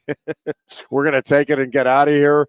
But yeah, we get it. That team earned it, and all hats off. I mean, he really was very, very respectful and very effusive in his praise of. That's what Penn State. We weren't Penn State ranked that night. We literally beat them atmosphere that night was he just acknowledged phenomenal. that, yes, they deserve it. And he goes, I'm sick to my stomach for those kids who gave everything they had out there. Yeah, and they won that game. They're not going to get it. They're not going to get that W. Yeah, he was. He handled it very well, and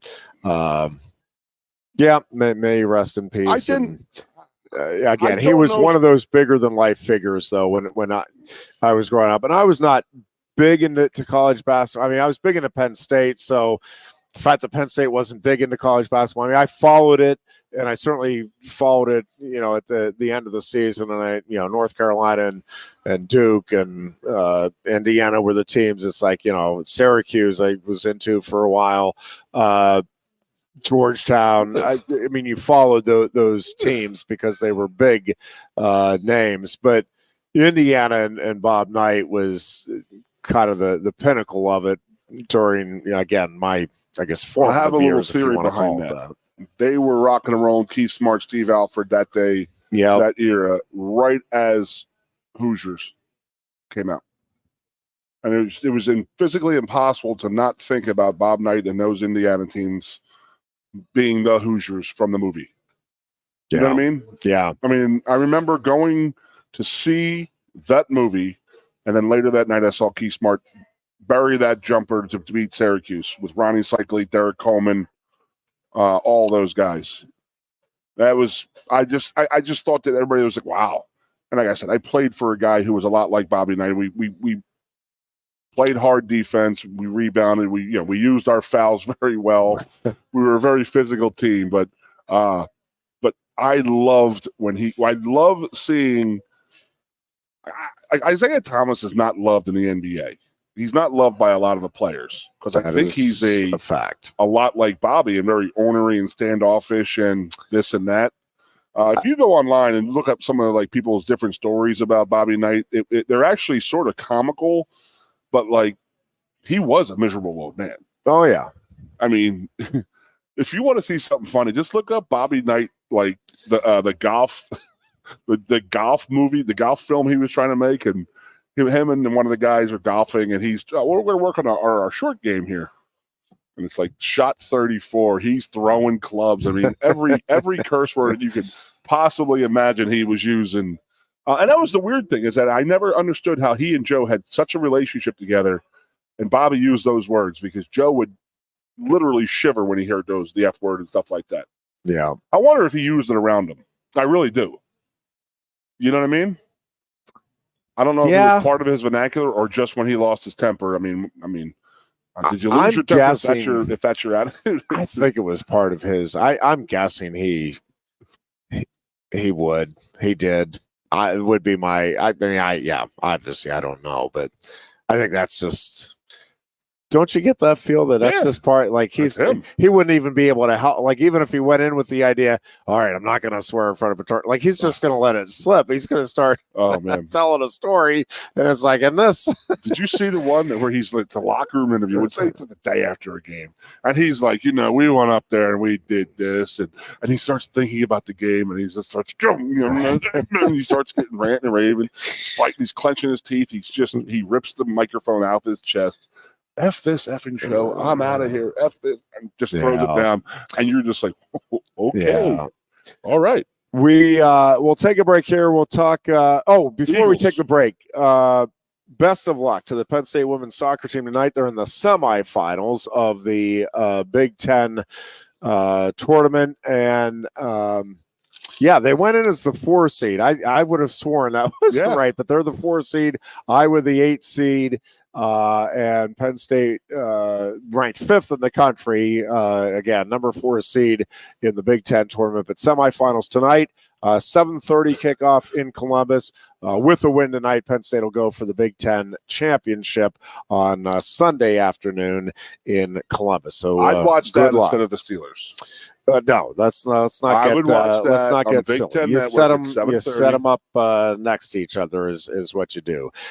Big one for the beloved Steelers tonight. We'll talk some NFL as we continue with the Lion Country Kia Goon and Ironhead show. We are at Quaker Steak and Lube, which is a great... Coast into fall with a new Kia from Lion Country Kia. Right now, get a 24 Kia Seltos for 5.25% APR for up to 48 months. A new Sportage plug-in hybrid at 0.9% APR. Check out our 23 Sorrento hybrid for as low as 4.5% APR. And don't forget, all 2023 and 2024 Kias come with a 10-year, 100,000-mile limited warranty. Stop in and meet with one of our sales experts today and coast into fall at Lion Country Kia. We want to see you in a Kia.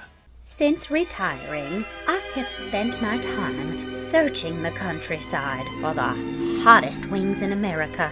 I always seem to end up disappointed. You call these hot? Back off, Luigi. Mamma mia. Look, handsy busboy. Your wings suck! I knew I should have stuck with Quaker Steak's triple atomic wings. You think I'm tough enough?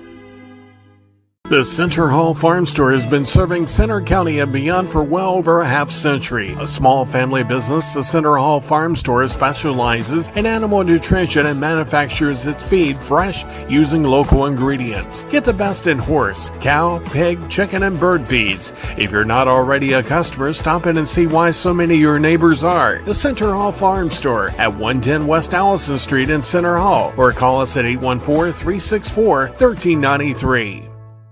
Sioka Toyota of Williamsport invites you to stop in today or check us out online. We have the smart path to your next Toyota, like the all-new Crown, BZ4X, the all-new Grand Highlander, Corolla Cross Hybrids, Sequoias, and more. Over 100 new Toyotas here and on the way. Don't make a $1,000 mistake. Choose Sioka Toyota of Williamsport and see the Sioka dealership's difference. Buy or reserve yours today and see for yourself why Sioka Toyota is the only stop you need for your next new car. Sioka Toyota, it just feels right.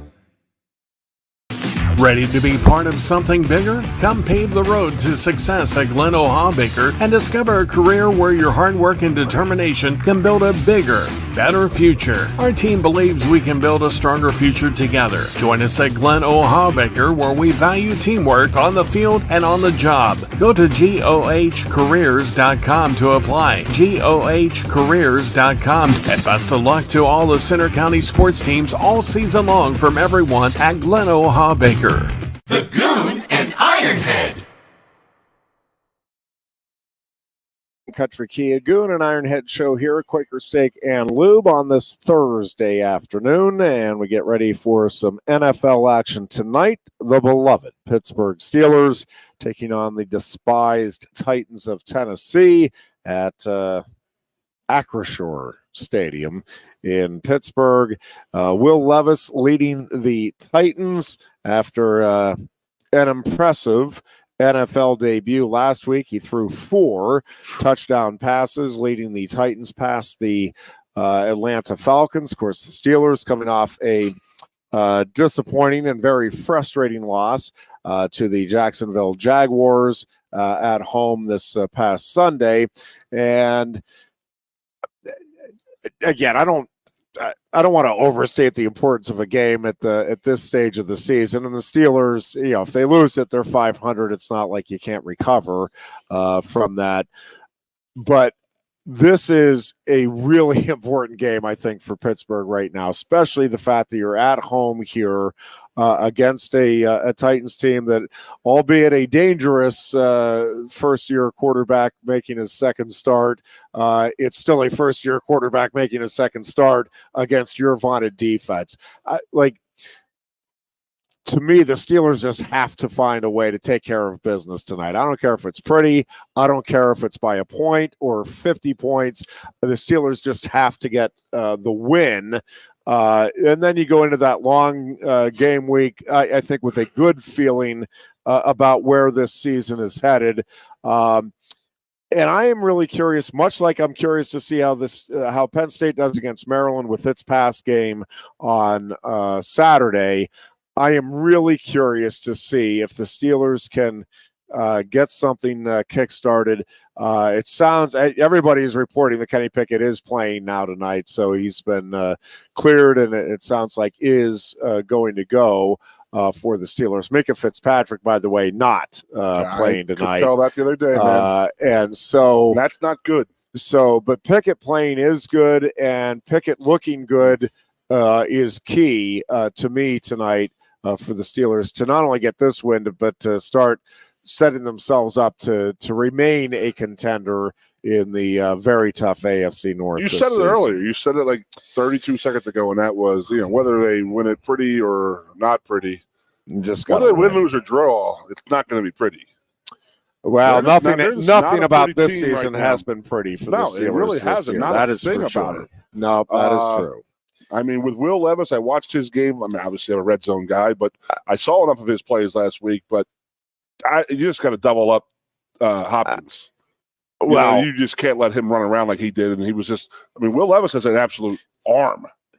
He has an arm, but he also has those legs. And that is the one thing that worries me with the Steelers. And I love this defense, obviously, but Jacksonville was able to use the Steelers' aggressiveness against them a little bit in a couple of key spots last week. And I worry both with Hopkins through the air, and then also, though, if the Steelers come around that edge too much, Levis can step up and, again, make one person miss, and all of a sudden you have a 10, 12-yard gain. You do that 4 or 5 times over the course of the game, and those are difference-making yards that keep drives going and leave defenses huffing and puffing. And him running the ball, or the threat of him running, opens up who? Some mutant in the backfield with Derrick Henry. Oh yeah, no, there's no question, and that's why I keep going. That's why I keep advocating for Perbola to get some time, not to be the quarterback, but to get some time to keep defenses a little more honest, and yes, to help open things up for your running back. You probably thought I meant Micah being hurt was probably hurting the pass game. I don't think it's the pass game that's going to hurt him. It's King Henry running downhill, and he needs to be stopped in the hole. Yeah, I think it's both. I do think that the Steelers, I mean, this is one of those games. I guess every game is, but I mean, on a short week, it worries me that the Steelers, you have to stay in your lane defensively, right? Like, you can't have the gaping holes either for Levis to be able to step up and throw the ball, or to take off and run. And again, the Steelers are very aggressive. They like to blitz. I like that. I don't want them to change the overall identity of who they are for this game. I just think whether I don't know if it's where you put a spy on Levis or you just say, listen, you just got to make sure, rush the edge, but don't go so far around that you leave Levis that open lane, which they did last week for Trevor Lawrence a couple of times. And that's what worries me is the big play potential here for the Titans, with both the run and the pass game tonight against the Steelers. Now, I will say I'll take giving up a couple of big plays if the Steelers, with that pressure, can get 3 or 4 turnovers over the course of the game, Hayward which I playing? think is a possibility too. What's that? Hayward? Was he still out? I saw him He's practicing. Yeah, I think he's still out. Last I saw, let me look at the injury Okay. report. I think he's out. I think he was rolled out for this week in terms of play. He misses him. That's a big play, big guy right there. Yeah, I think the last thing I saw, anyways, they thought realistically, he might be back for the Packers game, which is who the Steelers have, a week from Sunday. And this is an interesting little stretch for Pittsburgh too, because they don't go. They'll have the 3 straight home games here. They already lost to Jacksonville, but they have this game with the Titans, and then they're home with the Packers, and then they have the short road trip to the Browns that following week. But I think this next. This feels like an opportunity for the Steelers, for as in some ways disappointing as this season has been. And again, they just have not looked great, but they're saying they're at 4-3. They're very much in the thick of the AFC North race. And I think you look at these next 3 games, and again, it starts tonight. To me, getting this win to me is huge, because I think if they get this win, I feel really good about their chances against the Packers, especially at Acrisure, especially with a couple of extra days to get ready for it. And then you have, again, another big divisional game, but it's against the Browns, who consistently you've been able to handle over the years. And if capital I, capital F, as I want to do, but if you get through these 3 games, right, and your offense keeps making some progress here, especially Kenny Pickett in the passing game, then I think, again, you're at least in the mix. You're giving yourself a chance in what may be the toughest division in all of football, to be right there down the stretch. But it starts tonight, again, coming off the Jacksonville loss in particular. It's just I can't call it a must win, but boy, it is It's a pretty damn close, buddy. Really needed win. I'll phrase it for the Steelers did you tonight. see the Packers news this week that they might bench Love? Well, for Sean Clifford. Yeah, they're. So hear me out here. What if Jordan Love has another bad game this week? Clifford goes into this week, does well. The Steelers play Levis and Clifford in consecutive weeks. That would and be. I wanted to ask fun. this. I didn't know how to ask this, not to you, just in my social world. I wanted to say, how many people would have lost money saying Christian Hackenberg or Sean Clifford would have the first NFL start? Yeah. For sure. I mean, nobody in their right mind, or nobody or their mother, thought that Sean Clifford was going to go to the NFL. And here he's a couple damn plays away from starting for the Green Bay Packers. Yeah, it is going to be interesting. The Packers are. I'm okay with good to go back to the Levis thing for you guys. Yeah, it's Mike Tomlin. He eats rookie quarterbacks. I mean, he's a defensive guy. That's what they do. Generally, it's what yes. they do. But he only had 3 days. But you can't only tell me 3 days, that and this is a quarterback that has both the strong arm and the good legs. I get it. He's a rookie, and yes, I think the Steelers will have some wrinkles and will cause them some problems against running quarterbacks. But they have over the years, and part of it again is that teams use the Steelers' aggressiveness against them. Now, I think you're going to see some more run blitzes tonight from Pittsburgh, and again, I think they feel like if they can, at least keep Hopkins in check and keep a couple of guys, basically bracket him, that they'll take their chances with Levis beating the Steelers, throwing the ball downfield to guys not named DeAndre Hopkins. And I think that's probably not a bad approach going into the game for the Steelers to take. I just worry about the ability for Will Levis to create big plays. You're into this game, man. Yeah, it's again, to me, it is a really big game, magnified by the loss to Jacksonville.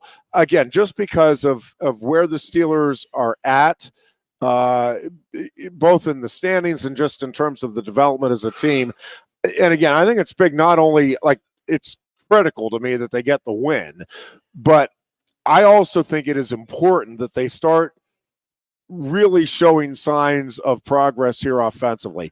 I actually liked a lot of the play calling last week. Each of the last two games, obviously they got the win over the Rams. That first play of the game, that's what I want to see Penn State do against Maryland and against Michigan, is come out and throw the ball down the middle of the field. And listen, it was there. Deontay's got to catch that football. If he does, Steelers jump out to a 7-0 lead on one play. So I actually liked a lot of the concepts that the Steelers offensively have been doing. I think that, it was more lack of execution, and I think the weather played into it. I mean, I'm not going to jump all over the players just yet, but I think this is a game tonight, and I think it's supposed to be decent weather. I mean, it's going to be cold, but I mean, I don't think there's supposed to be much in the way of precipitation. I should look that up because that might have changed. It is Pittsburgh, or earlier in the week, it sounded like the weather was. Again, it was supposed to be cold, but I don't think it was supposed to be terrible in terms of precipitation or anything. And I got you here real quick. It's so 34 degrees, 0 precipitation. The night winds are 4 degrees, 4 miles an hour. Yeah. So I mean, so cold in November in Pittsburgh. Yeah, you deal with that. But yeah, this feels like a big opportunity that the Steelers. You just don't want to let this one slide past you because, again, I think it really sets them up. They're struggling this year big time. Yeah, and again, the Steelers have been struggling too. Again, we're 7 games into the season, and the Steelers still have not outgained a single opponent yet. This feels like a game where that could happen, but again, because of the big play potential that I think is there, they could win the game again and still be worried outgained. About your boy. You got to protect him big time. You know what I mean? And part of that is, I think, getting the running game going early and getting in a rhythm. Getting run game, play action passes. Get some short passes to Pickett. See if he can get some yards after catch. See if he can get Kenny's confidence up a little better. I think you start. The ribs don't hurt as much when you're throwing completions and getting scores. It's true. But yes, they have got to do a good job of protection tonight. And especially on the short week, it worries me going into it. You ever have rib injury? I never have, thankfully. Crap, but yes, I've talked to enough people. Oh, my Lord Almighty. I mean, I had the spinal fusion, all that stuff. I had the knee, the neck, 7 shoulder injuries, this and that. Yeah, but I cracked those ribs, man. Holy God, was that debilitating. Yeah. Everything. And then he's going to go out there and play a game. He just has bruised or they cracked. Do you know? I think bruised was the report. I don't know if the Steelers officially on an absolute. I mean, I know you're not going to like what I'm going to say, but the Steelers cried enough this week about the referees. I think they're going to get a few calls, and rightfully so. I hope, because him taking that hit last week and then not calling a penalty, and then they call a penalty on Lawrence. Yeah, I mean, I am as far as from you get from a. Well, I always have to make this. No, I respect the Pittsburgh Steelers organization. It's the fans. I hate you guys. I hate you people.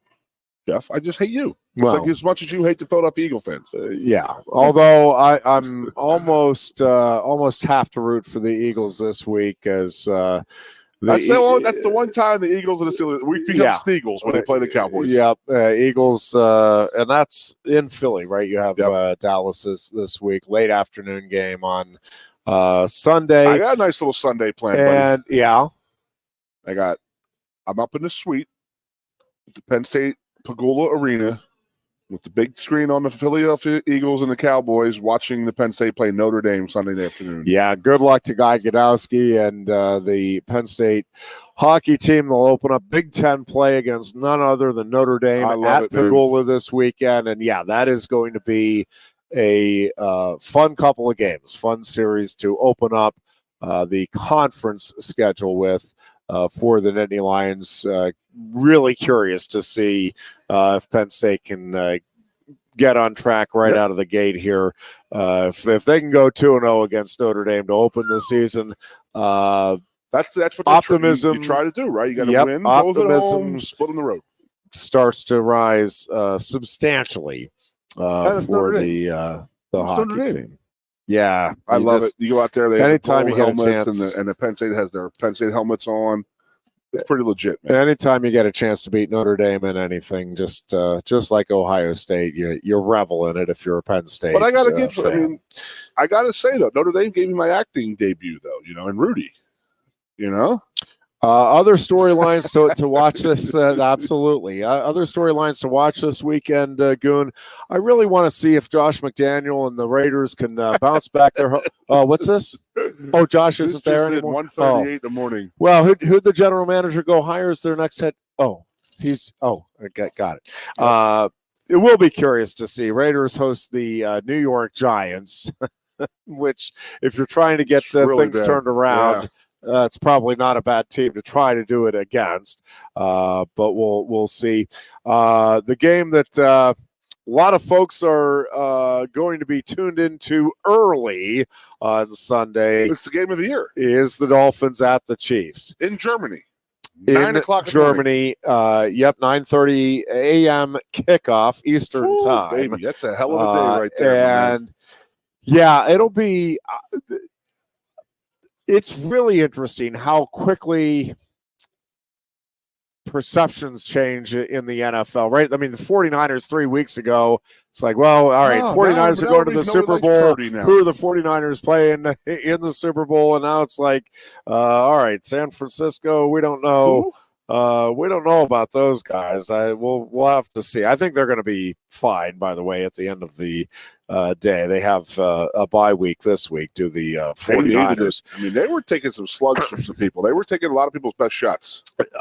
No doubt, and not taking them well. And listen, they're banged up. I mean, the bye week helps them, hopefully, from their standpoint, get a little healthy and rested up as well. But, yeah, so – everybody high on Miami, then not so much.